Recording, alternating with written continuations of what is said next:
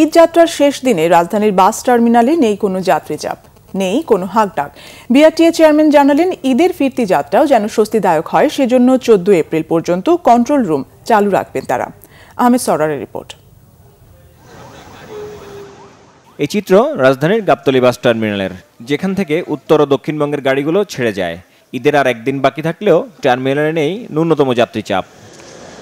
পরিবহন শ্রমিকরা বলছেন, লম্বা ছুটি পাওয়ায় যাত্রীরা আগেই গ্রামে চলে গেছে, যার কারণে ঈদের আগের দিন যাত্রী নেই বললেই চলে। অন্য সময় যাত্রীরা বসে থাকতো বাসের জন্য, অথচ এখন বাস বসে আছে যাত্রীর অভাবে। গত ঈদে আমরা এ পর্যন্ত 5 ট্রিপ ছেড়েছি, আজ পর্যন্ত আমরা একটা গাড়ি ছাড়তে পারতেছি না। যাত্রীর কারণে আমরা গাড়ি ছাড়তে পারতেছি না। ট্রেনে যাত্রী ঝুলে ঝুলে যাচ্ছে, মানে দাঁড়ানোর জায়গা নাই, তাও ট্রেনে যাচ্ছে, কিন্তু আমরা পরিবহন যাত্রী পাচ্ছি না। আমরা টার্মিনাল পরিস্থিতি দেখতে গাবতলীতে আসেন বিআরটিএ চেয়ারম্যান নূর মোহাম্মদ মজুমদার। টার্মিনাল ঘুরে জানালেন, ভাড়া যাতে বেশি নেওয়া না হয় সে ব্যাপারে সজাগ ছিল বিআরটিএ। বেশি ভাড়া নেওয়ার অভিযোগের প্রমাণ পাওয়ার সাথে সাথে ব্যবস্থা নেওয়া হয়েছে। টার্মিনালে যা দেখলাম, এখানে ভাড়া মানে আমাদের যাত্রীদের কোনো চাপ নেই। মানে আসলে এখন কাউন্টারগুলো ঘুরে দেখলাম, মানে যাত্রী নেই বললে চলে।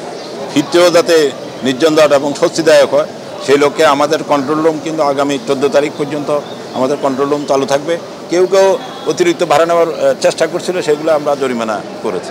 ফিরতি যাত্রাও যেন স্বস্তির হয় সে ব্যাপারে বিআরটিএর চেষ্টার কমতি থাকবে না বলে জানালেন চেয়ারম্যান। আহমেদ সরওয়ার, বাংলা ভিশন, ঢাকা।